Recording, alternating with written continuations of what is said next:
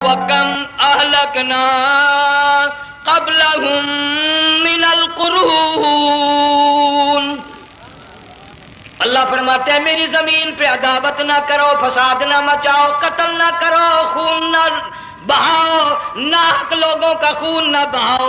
اللہ پاک کی زمین ہر روز صبح کو عرض کرتی الہی لوگ مجھ پہ زنا کر کے چلتے ہیں، بدماشی کر کے چلتے ہیں، اجازت دے میں لقمہ بنا کر نگل جاؤں۔ مجھے اپنے اوپر ان کا چلنا پسند نہیں، مجھے اچھا نہیں لگتا۔ ہر روز آواز لگاتی ہے ظالمو، بدکارو، بدماشو، میرے اوپر دندناتے پھرتے ہو، ایک نہ ایک دن میرے اندر آؤ گے، تمہیں پتہ چل جائے گا کہ میں تم کو کتنا دشمن رکھتی تھی۔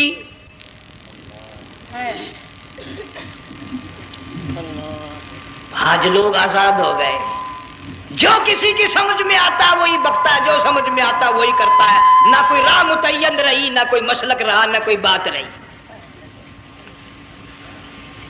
جناب مدنی کریم صلی اللہ تعالی علیہ وسلم کا بڑا عظیم تر صحابی ہے، بہت بڑا جرنیل ہے، سیدنا معاذ ابن جبل رضی اللہ تعالی عنہ مدینے پاک میں بیمار ہے، آخری وقت ہے، دعا کرو اللہ ہم سب کو مدینے کی موت عطا فرمائے۔ بہت جلیل القدر صحابی ہے۔ علماء کرام نے لکھا ہے کہ جب موت کا وقت بالکل قریب آیا، معاذ بن جبل رضی اللہ تعالی عنہ نے رونا شروع کر دیا، رونے لگ گئے۔ علماء نے لکھا ہے اس وقت بھی مدینے پاک میں اب تک بھی یہ رواج ہے، جب کسی پہ نزع طاری ہو، سکرات طاری ہو، موت قریب ہو، جتنے پاس بیٹھے کھڑے ہوتے ہیں سارے اللہ کے قرآن کی تلاوت کرتے ہیں۔ صحابہ کرام آخری وقت میں قرآن مجید کی ہر وقت تلاوت کیا کرتے تھے، اس لیے حضور کریم صلی اللہ علیہ وسلم نے فرمایا قیامت کا دن ہوگا، اللہ پاک اعلان فرمائیں گے قرآن والے آگے آ جائیں۔ عرض کیا جائے گا قرآن والوں سے کون مراد ہے؟ حق تعالیٰ جل شانہ فرمائیں گے میں قرآن والا اس کو کہتا ہوں جو میرے قرآن سے عشق رکھتا تھا، پیار کرتا تھا، محبت کرتا تھا، اتنا پیار تھا آخری وقت تھا، ادھر موت کا جھٹکا لگا، ادھر میرا بندہ قرآن پڑھ رہا تھا، آج بھی اپنی قبر سے اٹھا میرا قرآن پڑھتا ہوا اٹھا، تم میدان حشر کا چکر لگاؤ، آج بھی ان کے منہ سے کستوری کی خوشبو آ رہی ہے۔ معاذ بن جبل رضی اللہ تعالیٰ عنہ قرآن مجید کی تلاوت فرماتے فرماتے رونے لگ گئے۔ کسی صحابی نے کہہ دیا موت سے ڈر کے رو رہے ہو، موت سے ڈر گئے؟ فرمایا نہیں۔ پھر کیوں روئے؟ صحابی کہتا ہے میرے دل کی تمنا میرے دل میں رہی، میری آرزو پوری نہ ہو سکی، میری حسرت پوری نہ ہوئی، میرا ذوق پورا نہ ہوا، میرا شوق پورا نہ ہوا۔ میری تمنا تھی گرمی کا موسم ہو، رمضان کا مہینہ ہو، میں روزہ دار ہوں، جہاد فی سبیل اللہ ہو، کفر اسلام کا مقابلہ ہو، میں کئی کافروں کو قتل کر دیتا، پھر کافر بھی اکٹھے ہو کر مجھ پہ ٹوٹ پڑتے، میرا ناک کاٹ لیتے، میری زبان کاٹ لیتے، میں اللہ کی حضور میں جاتا، اللہ مجھ سے پوچھتا معاذ دنیا سے کیا لایا؟ میں عرض کرتا الہی بولوں کیسے، زبان بھی تیری نام پہ کٹا کے آیا ہوں، اور روزہ رکھ کر آیا ہوں، نیت یہ ہے کہ تیرے محبوب کے حوض کوثر کے پانی سے روزہ افطار کروں گا۔ ان اللہ والوں کی یہ موت تھی۔ مالک بن دینار رحمت اللہ علیہ ایک عجیب نوجوان کا واقعہ تحریر فرماتے ہیں، گرمی تھی، دوپہر تھی، سورج اپنی شباب پہ تھا، بڑی سخت گرمی تھی، میں نے ایک نوجوان کو دیکھا، وہ پیروں سے معذور ہے، دونوں پیر نہیں ہیں، ہاتھوں کے بل زمین پہ گھسٹ گھسٹ کے چل رہا ہے، اور گلے میں کرتا بھی نہیں، سامان کوئی نہیں، سواری کوئی نہیں، کھانے پینے کا انتظام کوئی نہیں۔ مالک بن دینار رحمت اللہ علیہ فرماتے ہیں میں نے اس نوجوان سے پوچھا کہ تو کہاں سے چلا اس حالت میں؟ کہنے لگا میں بلخ بخارے سے چلا ہوں۔ تجھے یوں ہی ہاتھوں کے بل گھسٹتے چلتے کتنا عرصہ گزر گیا؟ نوجوان کہنے لگا اللہ والے 7 برس ختم ہو کر 8واں لگ چکا ہے۔ اس حالت میں کہ جی ہاں اسی حالت میں تیرا کھانا پینا. جوان کہنے لگا والذی ہوا یطعمنی ویسقین وَإِذَا مَرِضْتُ فَهُوَ يَشْفِينِ. اللہ ہی کھلاتا ہے, وہی پلاتا ہے, بیمار ہو جاتا ہوں وہی تندرستی عطا کرتا ہے. اور نوجوان دوپہر بڑی سخت ہے, گرمی بڑی سخت ہے, میرے یہاں دوپہر کو آرام کر لے, قیام کر لے, کچھ دیر ٹھہر جا, آج میرے یہاں قیام کر لے. نوجوان رونے لگا اور کہنے لگا مالک بن دینار, یہ 2-4 منٹ جو تیری ساتھ باتوں میں میرے خرچ ہو گئے, مجھے ان کا ہی بڑا دکھ ہے. میں اور اپنی اس معذوری میں ہاتھوں کے بل 2-4 گز گھسٹ کر اور اپنے رب کے قریب ہو جاتا. یہ جو تیری ساتھ بات کرنے میں تھوڑا سا وقت خرچ ہو گیا, مجھے اس کا ہی بڑا دکھ ہے. ارے تو تھک گیا ہوگا.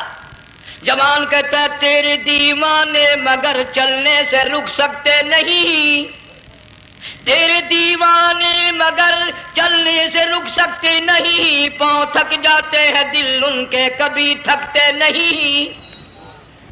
میرے سامنے تھکنے کا نام نہ لو, میرے دل میں عشق کی آگ جلی ہوئی ہے, سوز و گداز کا سمندر طوفان برپا کر رہا ہے. میں نہیں تھکنا جانتا, میرے یہاں نیند کا سوال نہیں, آرام کا سوال نہیں, میں تو گھسٹ گھسٹ کر رب کے دربار میں حاضر ہوا چاہتا ہوں. پوچھا کہ جا کہاں رہے ہو؟ کہنے لگا بیت اللہ کی زیارت کے لیے چلا, روز رسول اللہ صلی اللہ علیہ وسلم کی زیارت کے لیے چلا. کھانا پینا کچھ نہیں کہ نہیں, بس کہ منتظر ہوں اس گھڑی کا کہ کب وہ وقت آئے اور کب میں جا کر یوں کہوں کہ اے مدینے کی مہاجر سبز گنبد کے مکی, اے مدینے کے مہاجر سبز گنبد کی مکی, عرش ہے تیرے قدم کے فیض سے یہ سرزمین. کب وہ وقت آئے, کب میں مدینے کی گلیوں کو دیکھوں, کب آب و ہوا کو دیکھوں, کب مدینے کی بہاروں کو دیکھوں, کب گنبد خضرا پہ میری نگاہ پڑے, میرے دل کی تسلی ہو جائے.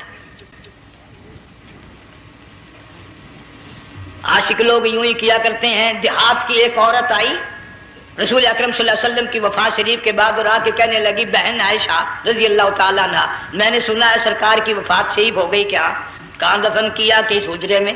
کہنے لگی مجھے دروازہ کھول کر قبر کی زیارت تو کرا دے.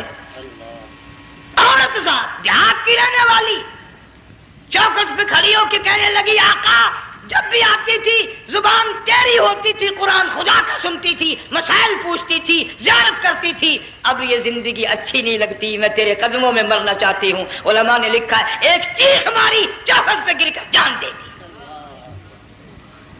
سبحان اللہ. مالک بن دینار رحمت اللہ علیہ فرماتے میں بھی اس سال حج کے لیے گیا, مینا میں میں نے دیکھا کہ بڑا مجمع لگا ہوا ہے ایک جگہ, تو میں بھی گیا کہ یہ لوگ کیوں اکٹھے ہیں. میں نے لوگوں میں سے جھانک کر دیکھا تو وہی نوجوان بیٹھا ہے جس کو میں نے دوپہر کے وقت دیکھا تھا. وہی حالت ہے, گلے میں کرتا نہیں, گٹھڑی نہیں, تھیلا نہیں, سامان نہیں, اور رو رو کے یوں کہتا مولا آج کسی نے دمبے کی قربانی دی, کسی نے بکری کی قربانی دی, کسی نے اونٹ کی قربانی دی, کسی نے گائے کی قربانی دی. میں فقیر ہوں, میں مسکین ہوں, میں بالکل مفلس اور نادار ہوں, میرے پاس تو یہ میری جان ہے, میں اس کی قربانی دیا چاہتا ہوں, قبول فرما. ہزاروں لاکھوں لوگوں کے سامنے ایک چیخ ماری اور مینا میں جان دے دی. اس حالت میں ان اللہ والوں کا آخری وقت آتا ہے. ایک ہم لوگ مرتے ہیں ایکسیڈنٹوں میں, سڑکوں پہ, ادھر موت کا جھٹکا لگ رہا, ادھر منہ میں کنجری کا گانا. ارشاد فرمایا مدنی کریم صلی اللہ تعالی علیہ وسلم نے سیاتی علی الناس زمان, اور لوگوں میری امت میں ایک وقت ایسا آئے گا لوگ اتنے برباد ہو جائیں گے, صبح کو آدمی مومن مسلمان ہوگا, شام کو موت آئی تو جنازہ کافر کا اٹھ رہا ہوگا. گھروں میں محلوں میں آج موت آتی ہے, کنجری کا گانا منہ میں ہوتا ہے.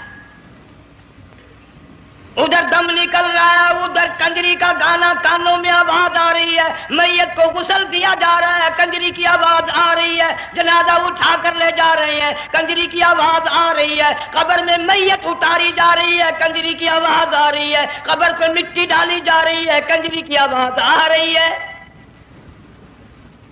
اس ماحول میں، اس معاشرے میں ہم کس طرح ایمان اور یقین اور ایمان ساتھ لے کر مریں گے؟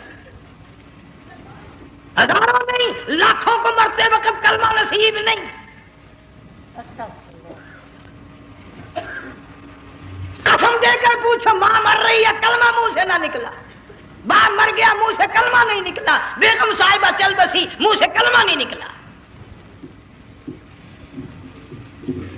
ہزاروں چلے گئے اور اپنے جانے کا پھر بھی یقین نہ آیا۔ تم نے کبھی سوچا تک نہیں، خیال تک نہیں کیا؟ ارشاد فرمایا مدنی کریم صلی اللہ تعالی علیہ وسلم نے، اور لوگوں، ابو ہریرہ رضی اللہ تعالیٰ عنہ سے پوچھا تو کیوں رویا؟ عرض کرنے لگا میرے آقا اتنی کمزوری کبھی نہ دیکھی، اتنی ضعیفی کبھی نہ دیکھی، اتنی ناتوانی کبھی نہیں دیکھی، چہرہ انور بالکل کمزور ہو گیا۔ آپ نے ٹھنڈا سانس لے کر فرمایا ابو ہریرہ تجھے معلوم نہیں موت بالکل قریب آ گئی، بالکل قریب آ گئی موت۔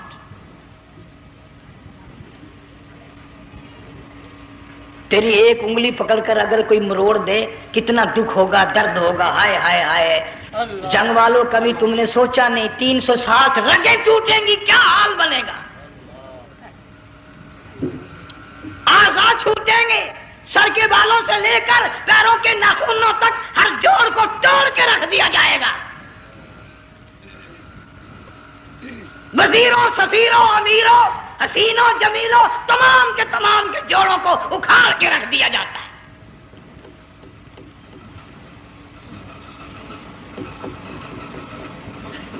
پروگرام تک نہیں مرد عورتوں کا کہ یہ دنیا کسی کی نہ بنی، قبر میں آخر جانا ہی جانا ہے۔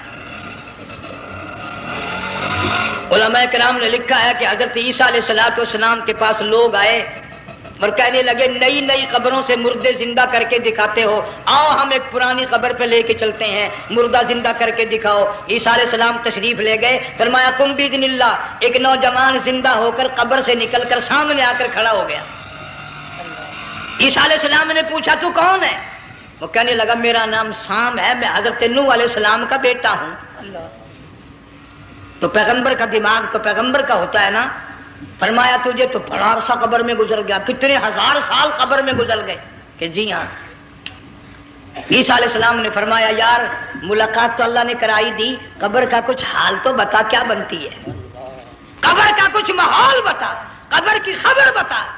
علماء کرام نے لکھا وہ نوجوان رونے لگا اور کہنے لگا عیسیٰ علیہ السلام تو قبر کی خبر پوچھتا ہے، قبر کا حال پوچھتا ہے، قبر کا ماحول پوچھتا ہے، قبر کا معاملہ مجھ سے پوچھتے ہو، آپ مجھ سے پہلے یہ کیوں نہیں پوچھتے کہ موت کا جھٹکا کتنا شدید ہے؟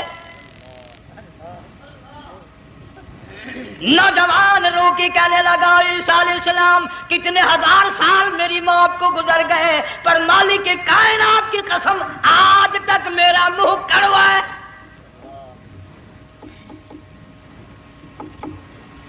اس لیے جنگ والوں لمبی چوڑی بات کہنے کا وقت نہیں، حالات نہیں، میں تو تمہیں اتنا سا پیغام دینے آیا، کھانے پینے کا زمانہ ہے، میں جانتا ہوں تم کیلے کھاتے ہو، تمہیں کیلے کا ذائقہ معلوم ہے، امرود کا ذائقہ تم کو معلوم ہے، انار کا ذائقہ تمہیں معلوم ہے، انگور کا ذائقہ معلوم ہے، انناس کا ذائقہ معلوم ہے، آم کا ذائقہ معلوم ہے، ہزاروں پھلوں کے ذائقے تمہیں معلوم ہے، ہزاروں مٹھائیوں کے ذائقے تمہیں معلوم ہے، ہزاروں بیکری کی چیزوں کے ذائقے تمہیں معلوم ہے، ہزاروں شربتوں کے ذائقے معلوم ہے، پر تم نے جنگ والوں کبھی بھی قبرستان میں جا کر قبر والوں سے یہ نہیں پوچھا او قبر والوں ذرا بتاؤ تو صحیح موت کا ذائقہ کیسا ہے؟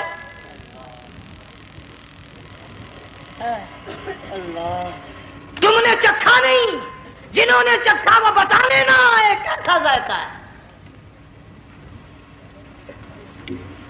اس لیے قرآن کہتا کلا اذا بلغت التراقی وقیل من راق،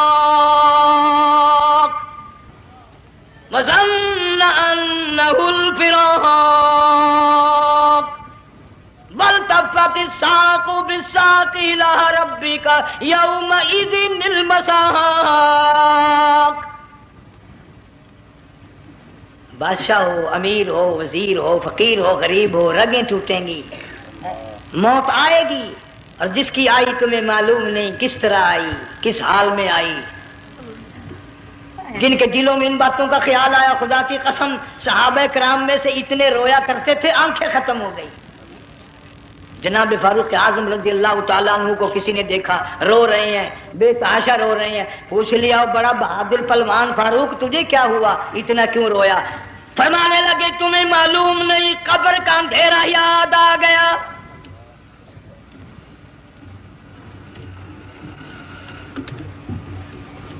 1,29,000 صحابہ کرام اس آخرت کے لیے قربانیاں دیتے آئے، اولاد کی قربانی دی، مال کی قربانی دی، جان کی قربانی دی، جو کرنا پڑا وہ کر گزرے، لیکن محمد عربی صلی اللہ علیہ وسلم کا دامن نہ چھوڑا. اسی لیے ہر سال اللہ پاک جل شانہ نے اس امت کو یہ موقع دیا کہ سنت خلیل پہ عمل کرتے کرتے قربانیوں کی یاد تازہ ہو جائے، قربانیوں کی یاد تازہ ہو جائے. قرآن کریم میں جا بجا ابراہیم علیہ السلام کا اللہ پاک نے ذکر خیر فرمایا، یوں فرمایا ہم نے ان کے بڑے امتحان کیے، بڑی آزمائش کی، وہ ساروں میں کامیاب ہوئے. تم ہر وقت اللہ سے یہ دعا کیا کرو اللہ ہمیں امتحان میں نہ ڈالے، آزمائش میں نہ ڈالے، ہم امتحان کے قابل نہیں. یہ ہمارے جو امتحان ہوتے ہیں ان میں نقل ماری جاتی ہے، تو اللہ امتحان لے گا تو نقل کیسے ماریں گے، کیسے کام چلے گا؟ جناب ابراہیم علیہ السلام کو اللہ پاک نے ہزاروں امتحان میں مبتلا کیا، ہزاروں آزمائشیں کی، فَأَتَمَّهُنْ سب میں کامیاب گیا، سب میں پاس نکلا. ایک آزمائش ایسی بھی آئی اللہ کی توحید کی وجہ سے، شرک کو مٹانے کی وجہ سے ابراہیم علیہ السلام کا سارا مصر فلسطین دشمن بن گیا. حضرت سارہ کو ساتھ لے کر چل دیے، ایک بیوی ساتھ ہے اکیلا دم میں. یہاں تو لوگ محلوں میں شہروں میں کہتے ہیں جی میں اکیلا ہی ہوں، میں کیا کروں. اگر خلیل کہتا کہ میں اکیلا ہوں تو آج قرآن میں اس کا ذکر خیر کیسے ہوتا؟ پرواہ نہ کی، وہ کہتا میرے لیے میرا اللہ کافی ہے. کون کہتا ہے میں اکیلا ہوں، میری ساتھ تو اللہ ہے.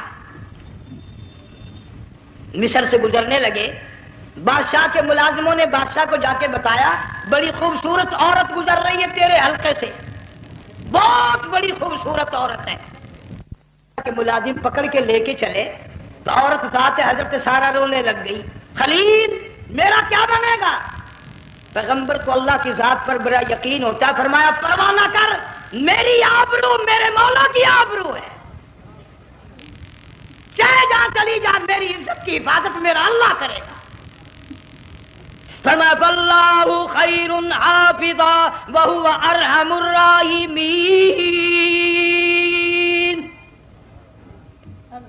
پرواہ نہ کر، میں اس کا پیغمبر ہوں، نبی ہوں، چیخا میں جلا اس کے لیے، سارے دکھ اٹھاتا ہوں اس کے لیے، میری عزت کی حفاظت وہی کرے گا. محل میں جا کر حضرت سارہ کو بند کر دیا. بادشاہ نے بلوایا ہے عزت لوٹنے کے لیے، بادشاہ نے پکڑوا کر منگوایا ہے آبرو برباد کرنے کے لیے. بادشاہ کا ارادہ ہے سارا کی عزت کو برباد کرنے کا، اور اللہ کا پروگرام ہے سارا ادھر آ، اس محل میں ایک معصوم بچی ہے جس کا نام ہاجرہ ہے، میں اس کو اتنا پسند کرتا ہوں، اللہ فرماتے ہیں اس کے پیٹ سے اسماعیل ذبیح اللہ کو پیدا کرنا چاہتا ہوں، اس کی نسل سے حبیب اللہ کو لانا چاہتا ہوں. آج تک کسی کی انگلی اس کی طرف نہیں اٹھی. سارا محل میں آؤ، اس کو آ کر ساتھ لے جاؤ تاکہ میرے ذبیح اللہ کی پیدائش کا معاملہ بن جائے. بادشاہ کا ارادہ ہے آبرو برباد کرنے کا، اللہ کا ارادہ ہاجرہ کی آبرو بچانے کا. فرمایا وَيَمْكُرُونَ وَيَمْكُرُ اللَّهُ وَاللَّهُ خَيْرُ الْمَاكِرِينَ. اس نے بھی تدبیر بنائی، میں خدا نے بھی تدبیر بنائی۔ بادشاہ آیا حضرت سارہ کے قریب برائی کا ارادہ کر کے۔ مفسرین نے لکھا ہے حضرت سارہ نے فرمایا مجھے 2 رکعت نماز پڑھنے دے۔ یہاں سے پتہ چلا کوئی پاک دامن عورت، کوئی نیک بیٹی اگر گنڈوں میں بدماشوں میں پھنس جائے، عزت بچانے کا طریقہ یہ ہے وضو کر کے اللہ کے سامنے نیت تو باندھ، تیری عزت کے لیے وہ فرشتے بھیجے گا۔ علماء کرام نے لکھا ہے کہ ایک جہاز سمندر میں چل رہا ہے، طوفان آیا، جہاز تختہ تختہ ہو گیا، کچھ لوگ غرق ہو گئے، ڈوب گئے، کچھ تختوں پہ بہ کر کے چلنے لگے۔ ایک عورت گود میں بچہ ہے، ایک حبشی نوجوان دوسرے تختے پہ بیٹھا ہوا جاتا ہے۔ اس نے عورت اکیلی دیکھ کر اپنا تختہ چھوڑ دیا اور بدماشی کے ارادے سے عورت کے تختے پہ آ بیٹھا۔ تم جنگ والے سوچ رہے ہوگے کہ ڈوبتے وقت بھی باز نہ آئے، یہ سیلاب آتے ہیں لوگ بدماشیوں سے باز آئے؟ ڈوب گئے مگر باز نہ آئے، بغیرتی لوگ کرتے ہی رہے۔ علماء کرام نے لکھا حبشی نوجوان نے عورت کا بچہ چھینا سمندر میں پھینک دیا۔ عورت روئی اور کہنے لگی میرے اللہ بیٹھی رہتی ہوں، عزت جاتی ہے، حرکت کرتی ہوں، ڈوب جاؤں گی۔ میں نے سنا ہے سمندر کی گہرائیوں سے تو نے یونس علیہ السلام کی سنی تھی، میں تو پانی کے اوپر بہ رہی ہوں، مولا میری آبرو بچا، میرا ایمان بچا، میری عزت بچا، تیرے سوا میری سننے والا کوئی نہیں، لا الہ الا انت سبحانک انی کنت من الظالمین۔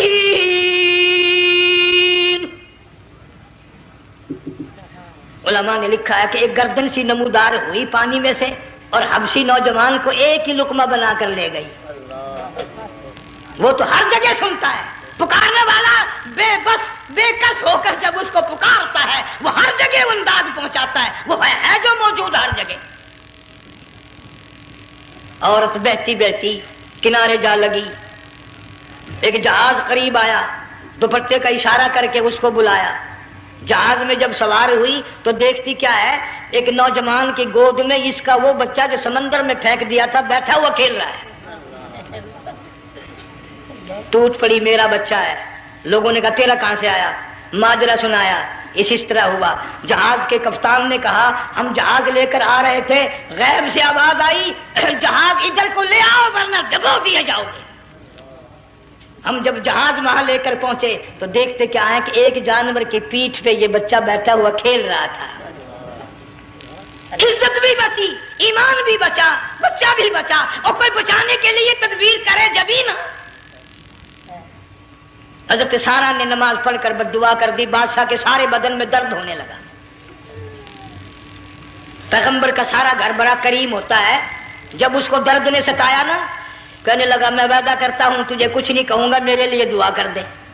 اب اگر کوئی جنگ کا ہوتا یا میں ہوتا کہتا دفع ہو تیرے واسطے دعا کا دی، لیکن حضرت سارہ نے پھر جولی پھیلا دی، مولا وعدہ کرتا ہے بدماشی سے توبہ کرتا ہے، اس کو تندرستی عطا فرما دے۔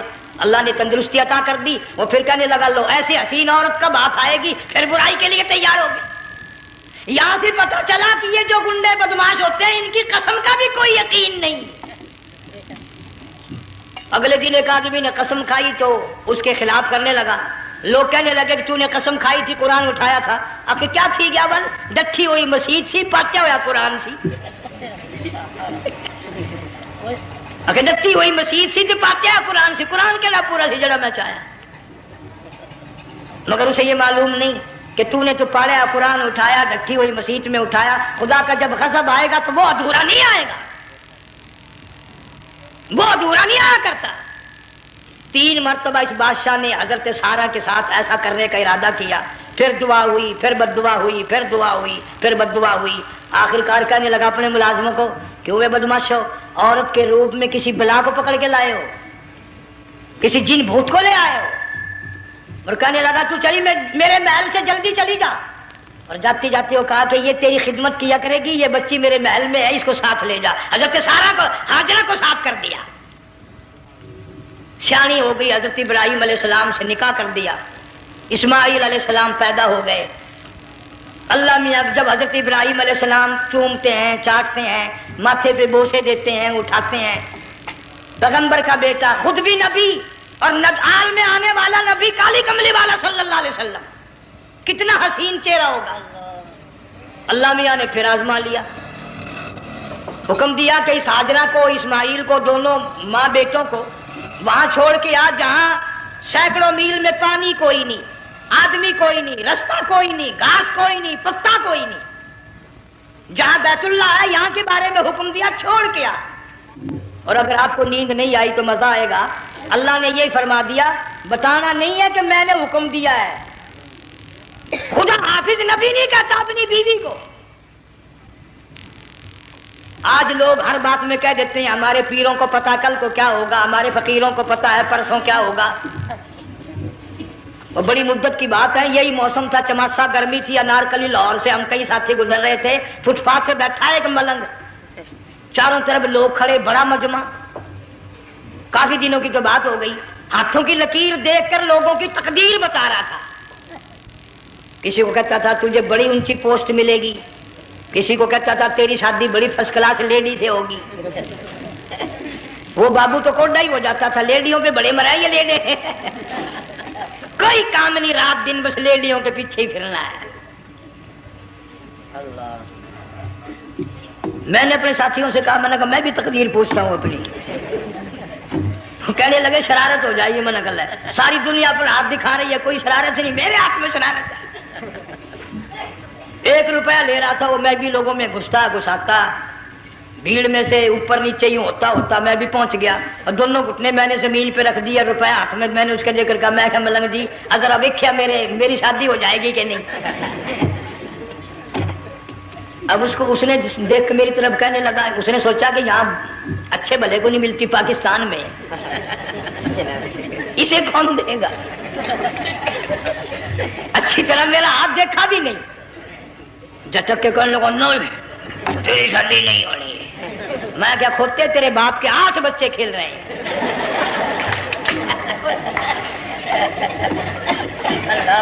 یوں ہی عقیدے بگڑ جاتے ہیں لوگ، ہمارے پیر کو پتا، فقیر کو پتا، کسی کو پتا نہیں ہے، کوئی نہیں جانتا۔ فرمایا وما تدری نفس ماذا تکسب غدا، کوئی نہیں جانتا کل کیا ہو جائے گا۔ وما تدری نفس بأی ارض تموت، کوئی نہیں جانتا زمین کے کس ٹکڑے پہ موت آئے گی۔ ان اللہ علیم خبیر، ایک اللہ کی ذات جانتی ہے۔ حضرت ہاجرہ اسماعیل علیہ السلام کو چھوڑ کر چل دیے، نہ خدا حافظ کہا، نہ کوئی تسلی دی، تھوڑی سی کھجوریں، تھوڑا سا پانی، ختم ہو گیا۔ ابراہیم علیہ السلام جب دور نکل گئے تو حضرت ہاجرہ نے دیکھا یہ تو چلے گئے، کھڑی ہو کر آواز دی، اے میرے ابراہیم۔ مڑ کر نہیں دیکھتے۔ جنگ والوں، اللہ کا پیغمبر اللہ کی اجازت کے بغیر اپنی بیوی کی طرف نہیں دیکھتا، گھر والی کی طرف نظر اٹھا کر نہیں دیکھتا۔ ایک تم ہو، چٹی داڑھی، بڑھیپا، کالے برقعے والی نظر آ جائے نا، آگے بھاگ کر بڑے نہیں آتے ہیں، کہاں جانا چاہتی ہیں آپ؟ تیری ماں لگتی ہے، آپ چلی جائے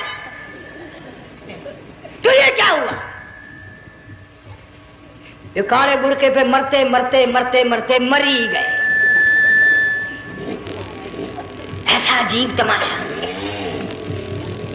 وہ لاہور پلیٹ فارم پر پھر رہی تھی نا ایک لیڈی برقع اوڑے، آ گیا ایک لیڈا، کہنے لگا سیب نپ لاؤں؟ نے کہا لے آئے، نے کہا واہ کام بن گیا، وہ سیب نپ لے آیا۔ تھوڑی دیر کے بعد کہنے لگا میرے خیال میں پھینٹا بھی ہو جائے، نے کہا لے آئے، نے کہا سبحان اللہ پکا کام ہو گیا۔ وہ سیب نپ بھی پی لی، پھینٹا بھی ڈکار گئی۔ تھوڑی سی دیر کے بعد کہنے لگا سیب لے آؤں؟ وہ لے ہی آیا سیب، کہ آپ کے لیے میں سیب لایا ہوں، آپ کھائیں۔ کہنے لگی نہیں آپ کھائیں۔ اس نے سوچا ہو میری بھی محبت ہو گئی ہے، سیب کھانے کے لیے مجھے بھی کہہ رہی ہے۔ جب اس نے اصرار کیا نا کہ میں تو تیرے لیے لایا ہوں، کھا تو صحیح، کہنے لگی کیسے کھاؤں، میرے منہ میں دانت ہی نہیں ہے۔ اب پتا چلا اسے کہ صبح سے میں تو پرانے پپی کے پیچھے پھر رہا تھا۔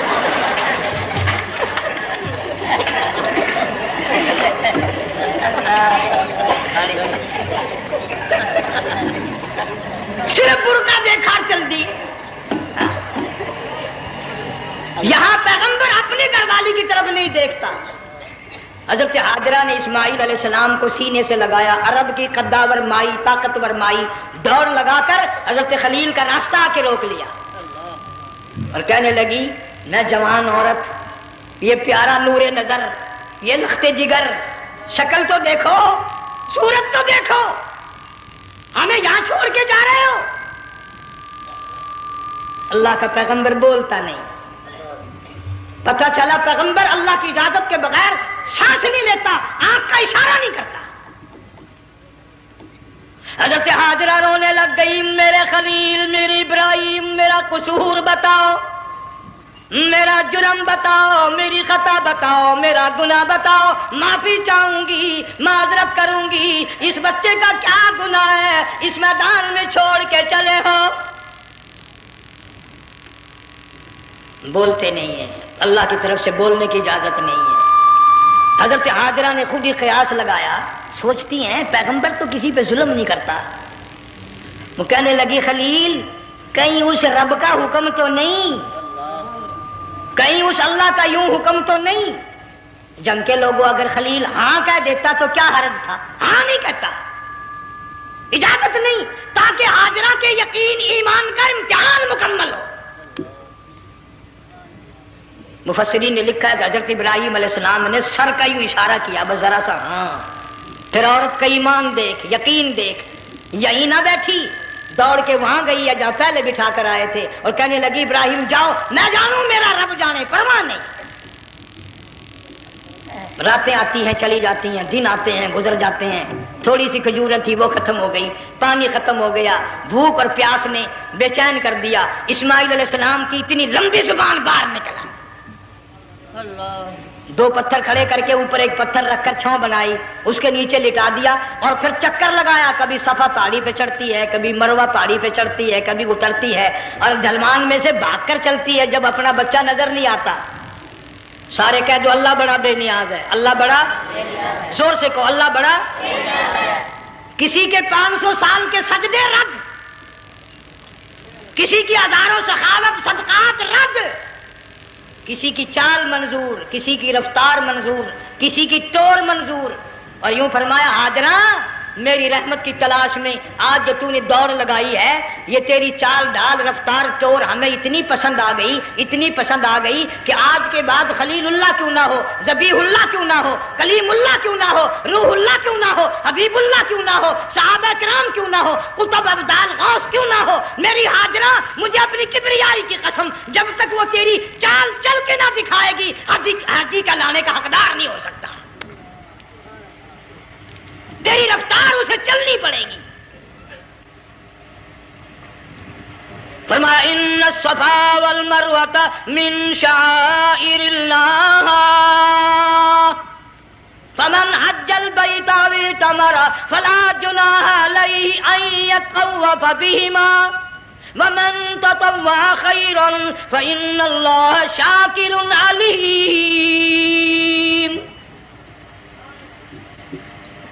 7ویں چکر میں آواز سی آئی، اب رو پڑی حضرت حاجرہ، کہنے لگی میرا بچہ اگر چل بسا میں پھر کیا کروں گی؟ سن لی میں نے آواز۔ آپ کی کیا دیکھتی ہے؟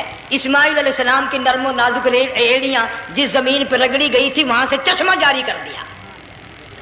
حضرت حاجرہ نے پی لیا، بھوک بھی ختم ہو گئی، پیاس بھی ختم ہو گئی، بچے کو بھی پلایا۔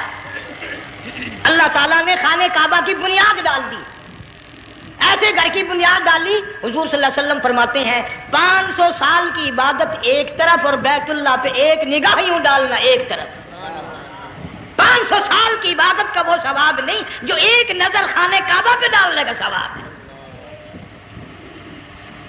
اور اللہ پاک یوں فرماتے ہیں کہ جو آنے والا حجر اسود کو بوسہ دیتا ہے اللہ پاک یوں فرماتے ہیں میں سمجھتا ہوں میرا سجا ہاتھ پکڑ کر میرے بندے نے چوم لیا. جو غلاف کعبہ کو پکڑ کر مانگتا ہے اللہ فرماتے ہیں میں یہ سمجھتا ہوں میرا دامن پکڑ کے مانگ لیا. جو مقام ملتزم پہ لپٹ کے مانگتا ہے اللہ فرماتے ہیں میں سمجھتا ہوں میری چوکھٹ پہ پڑھ کے مانگ لیا. اور فرمایا لوگوں یہ جو آنے والے آئے ہیں یہ رشتہ داروں کے مہمان نہیں، عزیزوں کے مہمان نہیں، دوستوں کے مہمان نہیں، میں خدا میزبان ہوں، یہ میرے مہمان ہیں. آج ان کی دعاؤں پہ آمین کہو. فرشتوں کو حکم ہوتا ہے ان سے مصافحہ کرو. مگر اللہ تعالیٰ سب کو توفیق دے کہ حج مکمل کر کے آئیں اور سب کا حج قبول فرمائے. میرے علاقے میں کئی سالوں کی بات ہے پرانی، جب کوئی حاجی تھا، ایک آدمی حج کر کے آیا. میں دوپہر کو اس کو ملنے گیا تو زور کی نماز کا وقت آیا، میں اٹھ کے چلا گیا نماز پڑھنے. پھر عصر کی نماز کا وقت آیا، میں اٹھا اور نماز پڑھ کے آ گیا. میں نے اس حاجی کے لڑکے سے پوچھا، میں نے کہا حاجی صاحب نے نماز یہیں پڑھی؟ تو کہنے لگا جی ابھی شروع نہیں کی، سفر کے تھکے ہوئے ہیں نا، 2-4 دن کے بعد شروع کریں گے. شکر ہے پہلے لوگ جھوٹ نہیں بولا کرتے تھے. ہاں آج کل کا ہوتا نا تو وہ کہہ دیتا ہے جی یہ تو کئی وقت کی کتھی پڑھ کر بیٹھے ہیں. تو پھر مولوی تھا نا، میں بیٹھ گیا حاجی کے پاس. باتوں میں اس کو لے آیا یہی میں نے کہا حاجی صاحب نماز نہیں پڑھی؟ کہنے لگا آپ ہی لوگوں سے سنا ہے کہ بیت اللہ میں جو ایک نماز پڑھے 1,00,000 کا ثواب ملتا ہے، مسجد نبی میں جو ایک نماز پڑھے 50,000 کا ثواب ملتا ہے. 4 مہینے پڑھ کے آیا، وہ حساب لگا لو.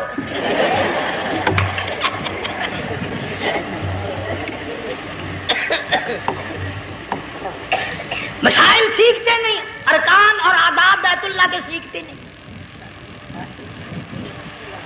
ڈی سی کے دفتر میں اگر جانا ہو کئیوں سے پوچھے کیسا جاؤں، کس طرح درخواست دوں، کیسے کہوں، کیسے کھڑا ہوں، کیسے بیٹھوں، کیا عرض کروں. اور اللہ کے دربار میں ہم جاتے ہیں اور سیکھ کر نہیں جاتے. یہ خوف نہیں کہ اگر بے ادبی ہوگی تو مارا جاؤں گا.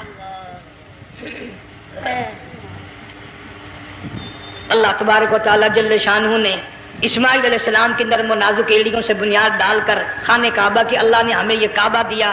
گناہوں کی معافی مانگنے کے لیے وہاں جاؤ، اللہ تبارک و تعالیٰ کے دربار میں حاضر ہو کر مانگنے کے لیے یہاں جاؤ. ارشاد فرمایا مدنی کریم صلی اللہ تعالی علیہ وسلم نے جو آدمی صحیح ارکان حج کے ادا کر کے واپس جاتا ہے اس طرح واپس آتا ہے گویا آج ہی ماں کے پیٹ سے پیدا ہوا. پہلے لوگ یوں ہی حج کیا کرتے تھے، یوں ہی قربانیاں کرتے تھے. اب تو ہر چیز کی لوگ آسانی تلاش کرتے ہیں. پچھلے بقرعید کے موقع پر ہمارے مسجد میں ایک آدمی مجھے کہنے لگا اگر کوئی غریب آدمی مرغی کی قربانی دے دے تو لگ جائے گی؟ میں نے کہا تو مکھی مار دے انشاءاللہ وہی لگ جائے گی. سارے کام ٹیڑھی ہو گئے، نیچے نیچے نیچے نیچے وہ چلے آ رہے. آج کل وہ ٹیڑھی بکرے بکری آئے ہوئے ہیں نا، کہیں تو قربانی کے لیے یا کندھے کو اٹھا کر لاوے. اب بتاؤ یہ گوشت بانٹے گا یا کھاوے گا یا فریج میں رکھے گا، کیا کرے گا؟ بالکل کام بگڑ گیا. حضور صلی اللہ علیہ وسلم نے فرمایا قربانی کا جانور اچھا تلاش کر کے لاؤ، اس کے بدن پہ جتنے بال ہوتے ہیں اتنی نیکیاں لکھی جاتی ہیں. اور میرا موضوع نہیں، حضور صلی اللہ علیہ وسلم نے فرمایا کہ میں نے اللہ سے دعا کی تھی میری امت کا کیا بنے گا. پل صراط پہ سے گزرتے وقت اللہ تعالیٰ نے میری دعا کو قبول فرما کر یوں فرما دیا کہ تیری امت جو قربانی میں جانور ذبح کرے گی میں خدا پل صراط کے کنارے پر زندہ کر کے ان سب جانوروں کو سواریاں بنا کر پیش کر دوں گا.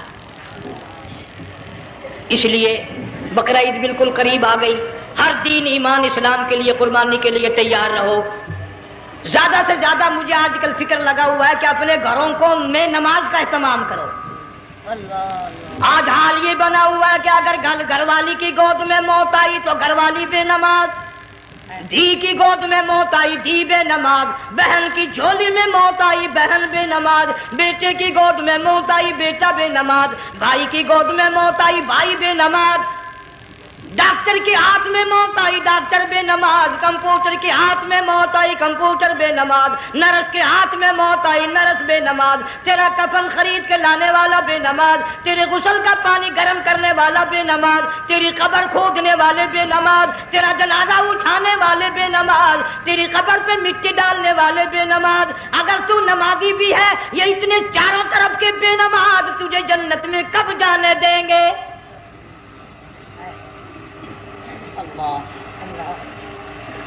इस बच्ची का फिक्र क्यों नहीं करता? क्लास में फेल हो जाए, तुझे दुख लगता है मेरी बच्ची फेल हो गई, सारी उम्र नमाज ना पढ़े, तुझे कभी दर्द नहीं हुआ कि जहन्नम के अंगारों में जलेगी। बीवी एक दिन तेरा कहना ना माने, आग लग जाती है, सारी उम्र नमाज ना पढ़े, बेईमान तुझे कभी आग नहीं लगी। इस घर से तेरा जनाजा निकलेगा, इस घर से तेरी मैयत उठेगी, जिस घर में तूने सारे बेनमाज पैदा कर रखे हैं, सारे बेनमाज इकट्ठे कर रखे हैं। किस तरह ईमान कलमा साथ लेकर जाएगा? इसलिए अपने माहौल में, अपने घर में बच्चियों को, बहनों को प्यार से, मोहब्बत से, बड़े अकीदत से उनको नमाजी बना, ताकि मरने के बाद जब तेरा जो बेटी बहन मुंह देखने आए तो नमाजी तो तेरा मुंह देखने आए, तेरा मुंह देखने भी सारे बेनमाजी आए, तुझे क्या फायदा होगा? अल्लाह सुब्हानहू व तआला हम सबको हमारे घर के माहौल को नमाजी बनाए।